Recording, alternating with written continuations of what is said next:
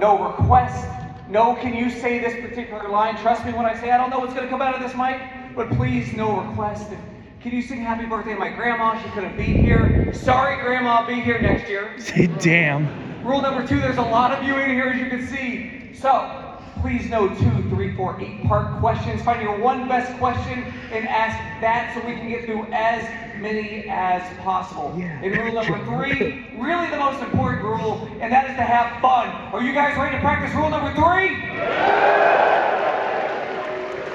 So with no further ado, please help me welcome out at this time. You know from The Boys, Breaking Bad. Once The Boys is a good Upon show. In a little show called The Mandalorian, please help me welcome Giancarlo Esposito.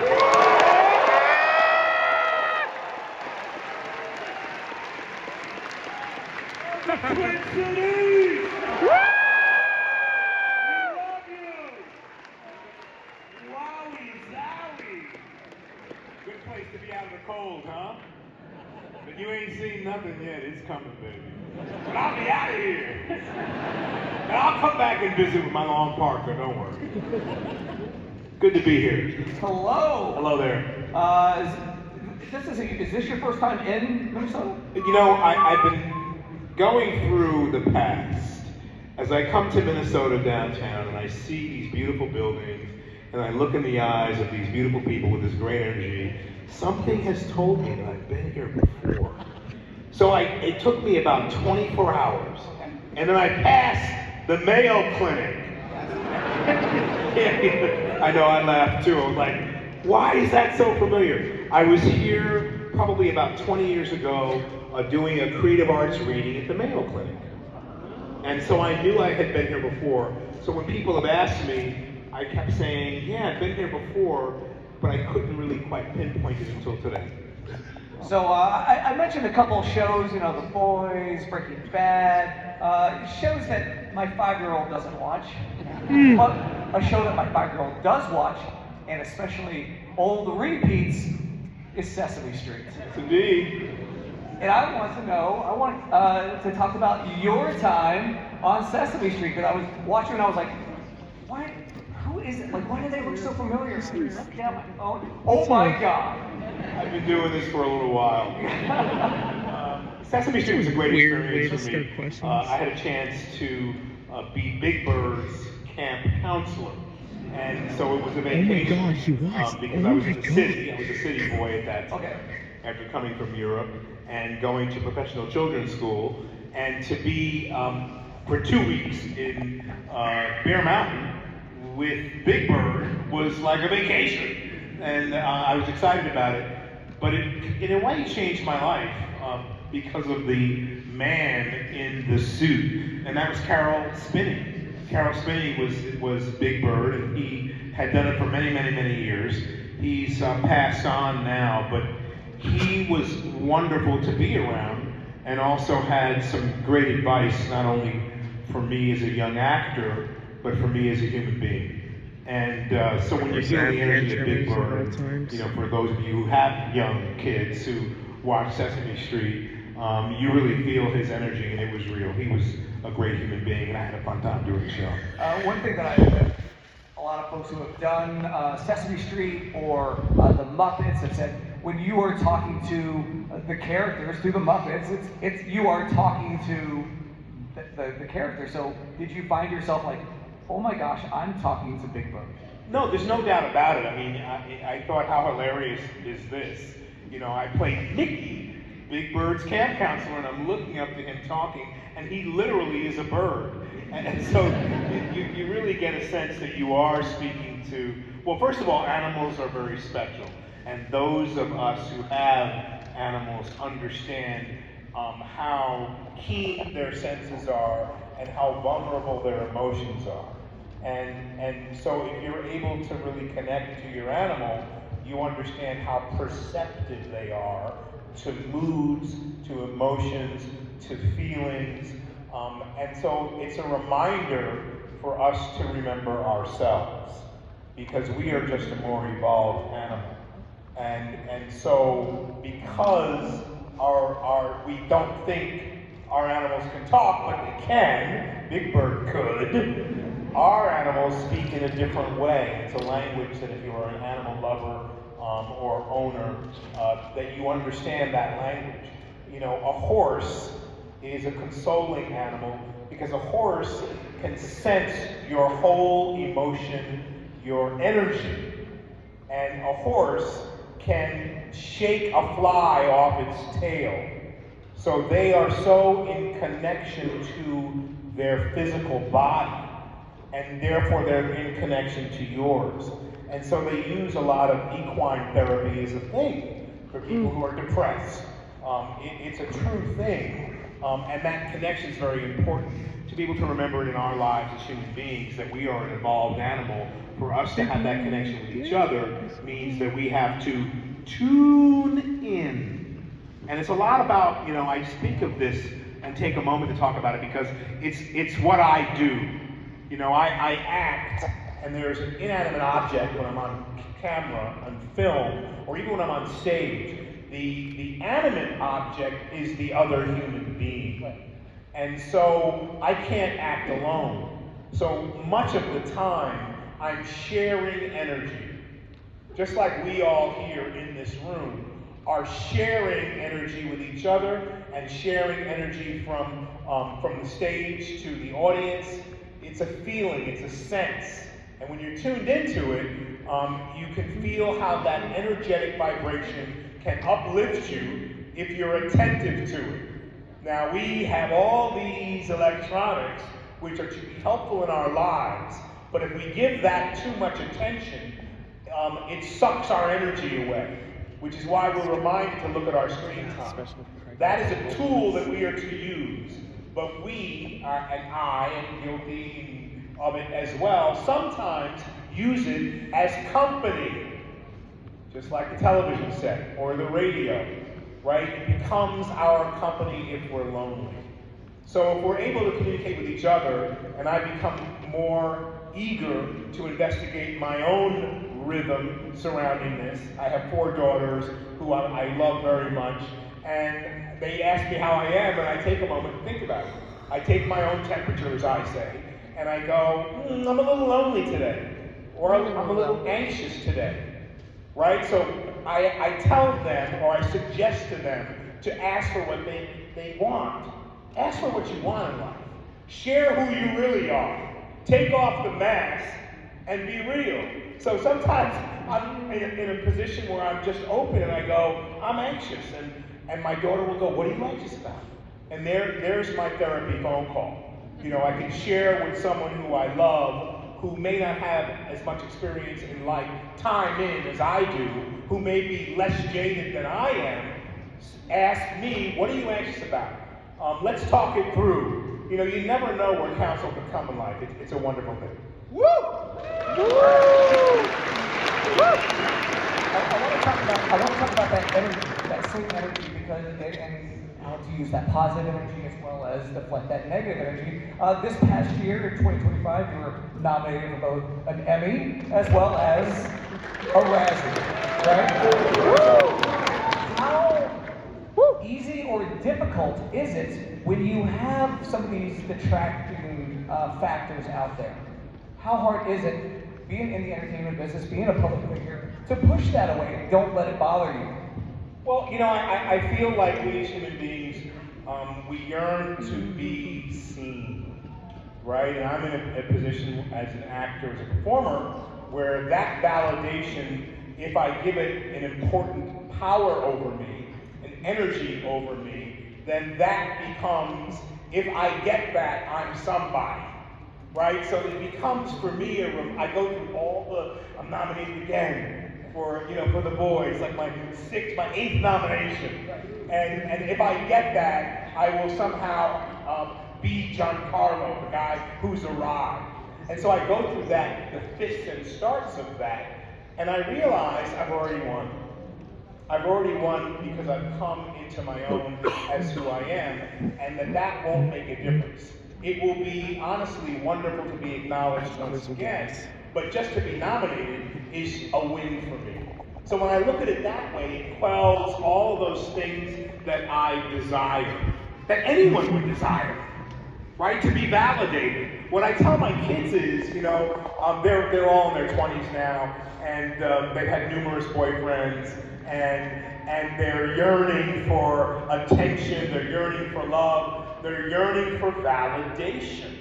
And I remind them that you must try to figure out a way, or I suggest to them, to validate yourself, right? To empower yourself to be all of who you know you are. Just because you hear it from somebody else doesn't make it any more powerful, but that's who we are as human beings, and that's what our society has developed for us. So for me, it's another triumph. The nomination's a triumph. I didn't get it either one of them, right? So what did it matter anybody? I've been spinning over it. I know when it's supposed to happen, it will. Right. And I know that I'm blessed to be able to be in the conversation. Now you mentioned, I want to go back and touch upon something you talked about. You talked about, moving to New York at a young age. Do you feel that being in there, in the center, the hub of, entertainment, is what kind of drew you to that world and eventually end up on Broadway yourself? Well, at that time, there certainly is an energy surrounding that city because it has so much theater. And my mother was an opera singer, and my father was a stage technician. They met at Alla Scala in Napoli, in an opera house. I grew up in Europe and then finally came to America. Yes, the answer is yes, because the energy of the city, depending on where you hung out, dictated that, the circle of people I'm surrounding myself with are entertainers who do theater. And to me, theater was a great place because my family eventually became broken, and I wanted to create a new family for myself. And the theatrical family in musicals and television, I haven't been in television yet, we spoke the same language. And so I felt supported. And so therefore, yes, it was a place that I could put away the painful emotions of my family splitting up. I could support my mother and brother. We could become a family again surrounding the arts. And it was also a place that piqued my inquisitive nature. Like, if I could tell you anything, it's about trying to remain in wonder, enchantment, and joy. Part of why I come to Comic-Cons is to sit here and talk to you. Part of why I come is to look out in the audience and have people come to my table and see people who are dressed up in cosplay, see people who are enjoying themselves, see people who are acting as if, right? If you don't know, you act as if. You fake it till you make it. This is a place where you can be free, right? You can just, right? So this is why I come here, to support that little child in me and the adult who needs to relearn how to enjoy life, right? And so this becomes a very important part of my particular Comic-Con experience. I want to chat about, real quick, so by the way, this is going to be my last question. If you guys have questions, please feel free to... It's getting sexy up in here. That too. Hey, Batman. I do want to talk about one of those Broadway productions, and that is Cat on a Hot Tin Roof. Yeah. Yes. So you did a production with James Earl Jones, Felicia Rashad, Anika Noni Rose, Terrence Howard. When you are working in live theater with that talent, was there a point where you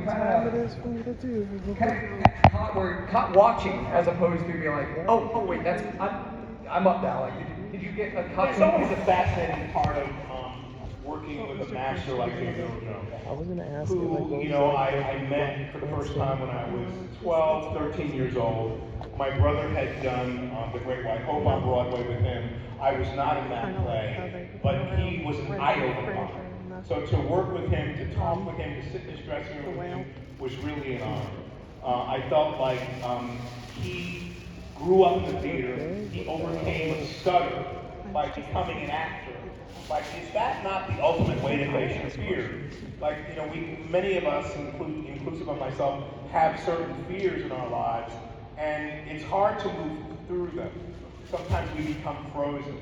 I had a daughter who I had dinner with 2 days ago, and I have a car in LA, that I encouraged her to use, and she just moved to Los Angeles. It's just sitting there, and she looked at me at dinner, and I said, "Have you used it in the car?" She goes, "Papa, I'm afraid." So what are you afraid of? I just need to push. I'm afraid to get on the highway. I haven't driven in so long. And I said, in my experience, when you face your fear, you can then break through it no matter what it is. And I said, because your sister wants that car in Brooklyn, New York. And I told her, if you're not using it, I'll ship it to Brooklyn. And she said, well, I also have guilt that I'm not using it like I should, and that it's not being useful, and that someone else could use it. I said, okay, I heard her. And normally, 2 years ago, I'd say, okay, I'll send the car shippers, they'll take the car and ship it to your sister in Brooklyn. But something said to me, give her a chance. Encourage her to face this fear. She has a boyfriend who drives really well. He's been taking me on the highway when he can. I said, good. I said, okay, then we're just going to leave it as it is. Because I want to see her move through her fear. And I want to see her take it at her own pace. So I, as a parent, want it to happen right now. Let's get in the car. Let's go. Drive that thing on the highway. Hit the gas. You can do it. Right? That's my natural, you're laughing. You've experienced this. But I realized, let her open like the flower that she is when it is her time. And she will do it because she's aware. The first thing is to take notice, to understand that there's a challenge in front of you, to make a decision that you're going to face that challenge. Just knowing that, even for 5 months, 6 months, a year, and thinking about how you're going to do it is the encouragement you need to start to take the first step. And then you take the first step, and then you've broken through, and then you take the second and the third, and then you become more comfortable. We as human beings are not used to being comfortable, uncomfortable in our own body, right? Life is awkward, it's uncomfortable, it's stressful, it's never the same, yet we yearn to be supported and for things to be uniform and the same. Well, guess what? That ain't life. It's just not. And I'm sorry to burst your bubble, but when you're faced with a challenge, you change. You rise to the occasion. You realize that being comfortable is not the space that the world is in. And to be uncomfortable and awkward is a natural place to be. But we're afraid of making a mistake. We're afraid of flubbing our lines. We're afraid that someone's going to look at us and judge us. But the real deal is, someone's going to look at you and judge you anyway. So you might as well get over it and be yourself, because everyone else is taken.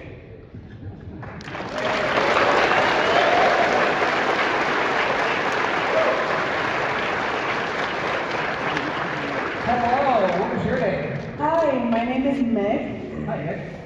and my question was that you played so many iconic villain roles, and that it seems very contraindicative to your general demeanor, and I was wondering sort of what you use to either tap in, or if you feel like you've been typecast, or is it a way of like really saying things that you don't typically get to, and just your perspective on playing villains? I'm really just an asshole. No, you're so astute. I think a villain role or a dangerous, edgy personality is a complicated human being. A human being who hasn't worked through their dark and their light. We are all dark and light. What do we choose to be today? How do we get to be light all the time, or dark all the time, if that's our choice? Right? If we're pushed around by our own emotions, and we don't know our mind, we don't know our spirit, then I don't know why I said that. I'm so sorry.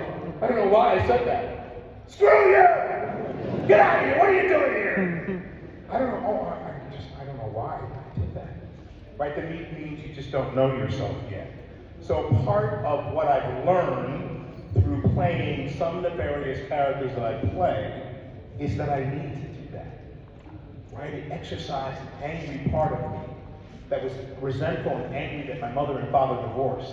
Resentful and angry that I had to grow up poor. Resentful and angry that people looked at me and judged me by the color of my skin. right? Until I made a decision that I'm not going to live in that pocket. I'm going to live as a human being no matter what you see me as.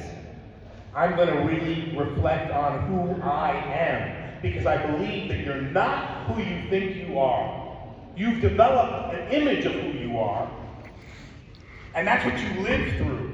And then when you talk to people and they see something else, your potential, your beauty, your love, your joy, your exhilaration, your excitement, your intelligence, your heart, your soul, you don't believe it. You're so pretty. No, I don't like my nose, I don't like my teeth. Please don't look at me. You're so beautiful inside. Oh, I don't know about that. I have all these awful thoughts. Well, who doesn't? Right? So I've had the opportunity, and this is my blessing, to play act, to believe it, to let go of that angry man that was seething inside of me by just staring somebody down and giving them all the nasty stuff on camera, and now I can laugh about my whole life. Because that's not who I am at all. Right? Yeah, thank you so much. You're welcome. Thanks for your great question. Hi, what's your name? Hi, my name is Rodney. So, sir, who would you say that your greatest influence was, your greatest role model growing up, and how did their influence on you shape who you became as an actor? You know, we look at history. You know, I love historical characters, and as an actor, I grew up in a musical comedy, so I was a singer. So I love Paul Robeson, not only because he had a certain kind of politics that wasn't really acceptable at that time, but he was a man who thought about all people, and he created a great art. I love Sidney Poitier, because he was a man who acted as himself with a great confidence, not leading with his color. You know, he had dignity as an African American man. He did not shy away from being all he is, and did not define himself through the color of his skin. So I loved him as well. I mentioned James Earl Jones. I loved some of our classic Western heroes in the movies because they were fearless. You know, John Wayne being one of them. Fearless, gruff. You know, walked into a room and controlled the chaos. You know, shot you dead if you talk back to him. Oh, I love that shit. You know, so, but I realized that's in the movies. How can I empower myself to be who I am in life and to lift people up to their highest possible thought, their highest possible experience of themselves, their highest possible energetic level? It's through not allowing the negative to come in. There's nothing you cannot do. I'm an example of that. Nothing. I was told you're not going to make it. I was told you had too many kids. I was bankrupt twice. You're never going to dig out. And I told my 8th grade school teacher, who lent me a bunch of money that I eventually paid back, I wouldn't accept it. You don't always have to accept what you're told. She said, you're never going to dig out of this. You're never going to make it. Why did you have such a big family? And I went, I'm taking all that in, but yet I'm trying to be positive. And I said, I'm in the one business where I can turn this around. I banked on me. Bank on you. Bank on what's inside you. Bank on what you don't even know is inside you yet. Because it's all there. Everything you need to know is inside you. All of your talent, all of your beauty, all of your aspiration, all of your ideas, inventions that we don't even know about yet, are out there right now in this room. Bank on that.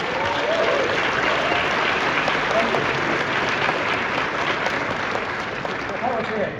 Hi, I'm Eric.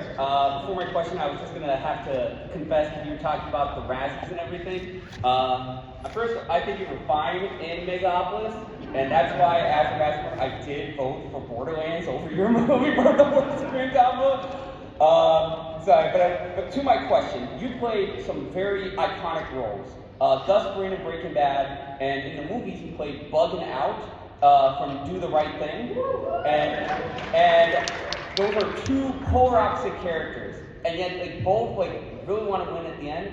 My question is, if Bugging Out and Gus Fring just had some kind of fight, verbal fight or something like that, who's gonna win that argument? That would be a kick-ass event. Bugging Out walked into Los Pollos Hermanos and said, "How come we get our butts on the wall?" And Gus said, "You know I'm not a brother. I'm not your brother. And you have to pay for your chicken. And guess what? We have no Parmesan cheese." I don't know. I think it's not always the loud mouth that wins. Oh. To be honest with you. So you're saying Bugging Out should watch out for the box cutter? You read my mind. Thank you. Hello, what's your name? Michael. Michael. My question is, so one of my favorite things I've seen you in recently was in the video game Far Cry 6.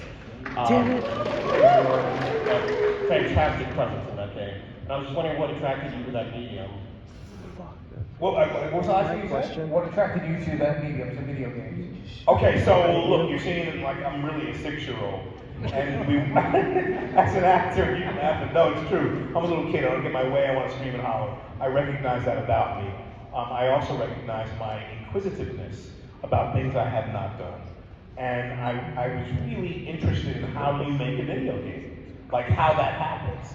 And I was concerned and suspicious that they wanted me to play Gustavo Fring again. And so when I met with them, I told them I'm not interested in that, and if that's what you want, find another guy. And we talked about it, and when I heard the story of this, I've been fascinated with dictators, right? Strong men who take over things and tell you what to do, and they rule their country with an iron fist. What is that mentality? And this character of Anton really it excited me because I didn't know and wasn't familiar with all of the facts that surround a little island nation that's trying to be, it's being encroached upon by not only the US, by countries in Europe. It has a natural resource that all the people could prosper from, but it's undeveloped.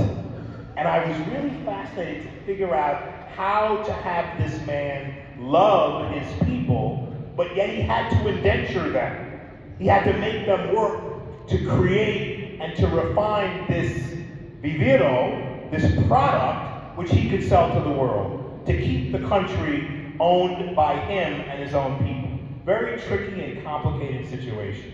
But more than anything, the reason I did it was because I didn't know how to make video games, and I wanted to be in that world. So think of me with a green suit, with sensors on my knuckles, my knee, my ankle, everything that would move, a helmet on, with a bar in the front, with lights attached to it, and a camera in the middle, because it's taking my facial movements, and then a room full of cameras that are recording me as I walk within it with no furniture and everything is great. Right? Kind of a wild situation, but I have to be real and act real with my scene partners.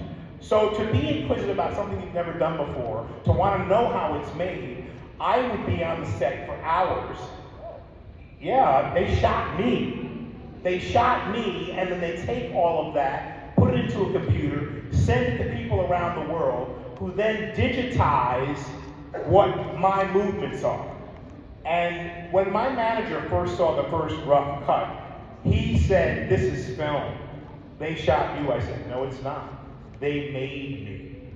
And I was fascinated by that process because I think that that's artistry in motion, and that's why I did it. Thank you.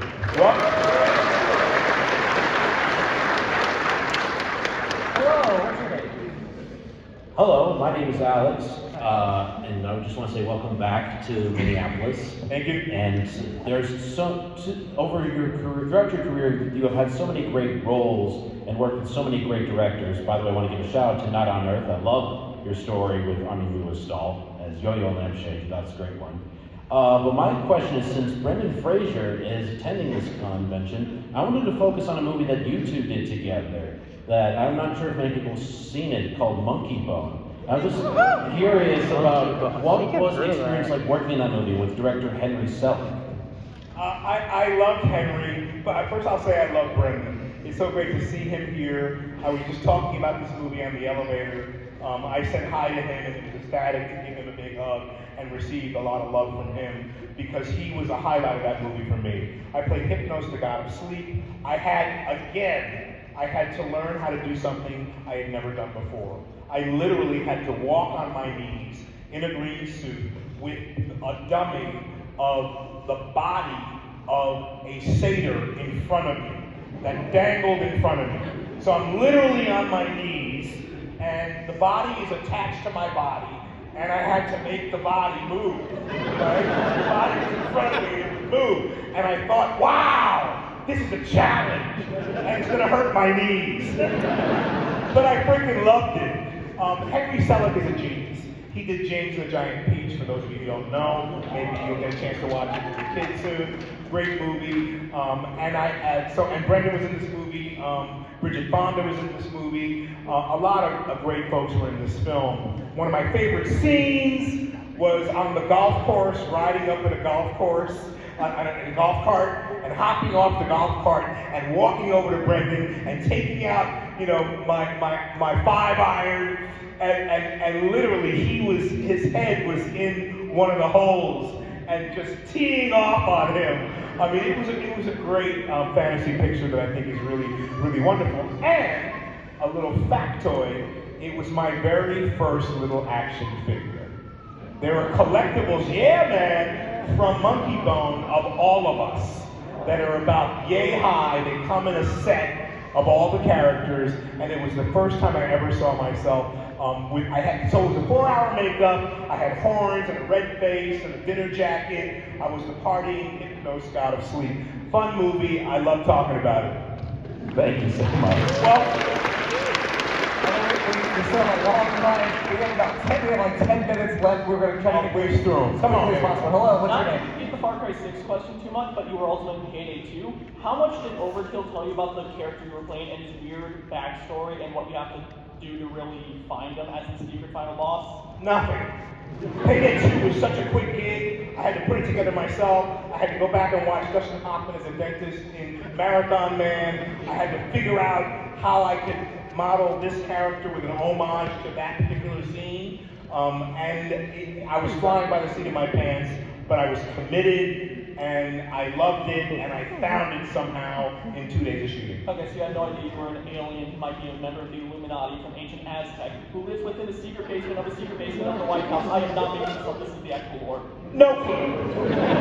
Okay. Yes. Hello, Giancarlo. Met you 2 years ago, Washington State Con. Don't worry, I live here. So, I'll make this quick. Favorite bugging out moment from Do the Right Thing?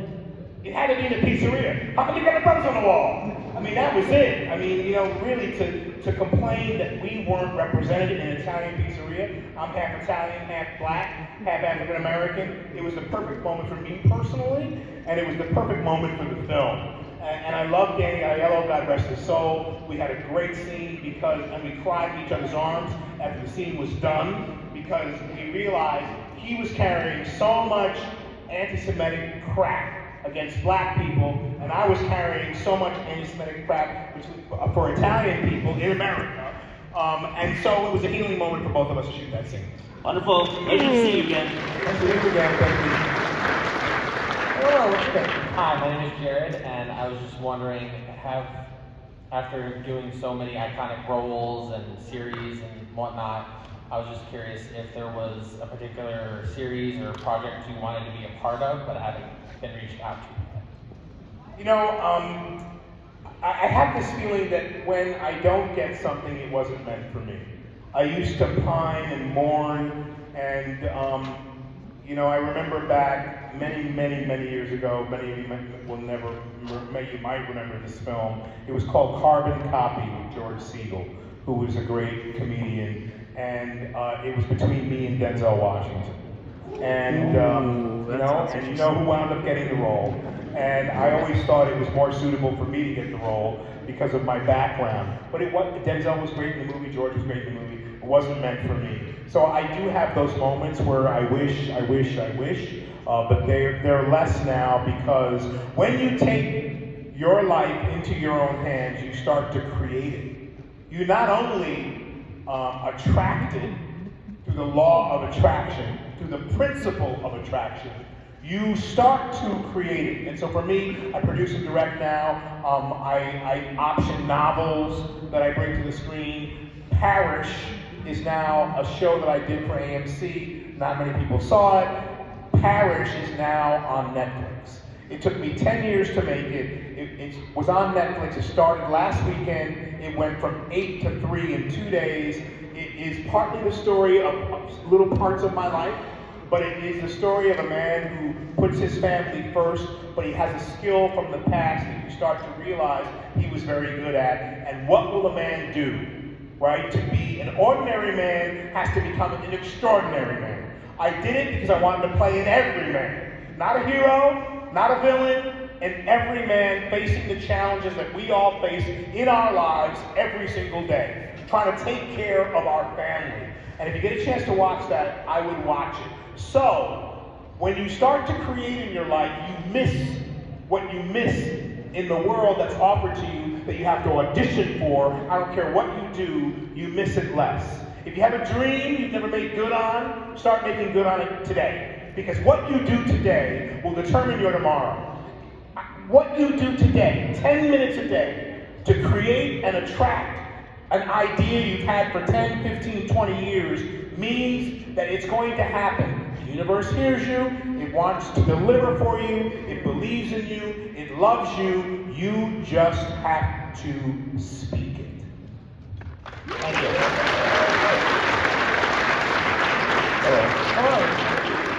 So obviously your career is just littered with these iconic moments, iconic lines, whether it's, you know, the box cutter scene in Breaking Bad or something as underrated as your scene in Maximum Overdrive, which I recently was familiar with, and I absolutely love that. You have something I... Yep, that one too.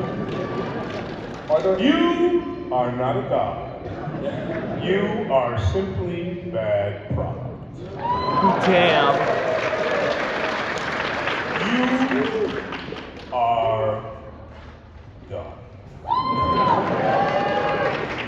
Are there any lines that you recorded in any of these projects where you thought, man, that is awesome, and then it wound up not making it in?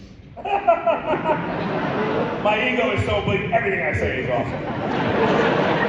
I never think of it that way. I get some of the best lines, and I just have to think, where does it lie in my being? Where should it be? Like here I perform them for you, but in actuality on screen I take a lot off of them. But I realize if I take a lot off of the delivery of the line, it's more natural to me. But I have to say, I'm in gratitude. I get some of the best lines ever. And I have to think that I never know if they're going to blow up or not. I don't even care.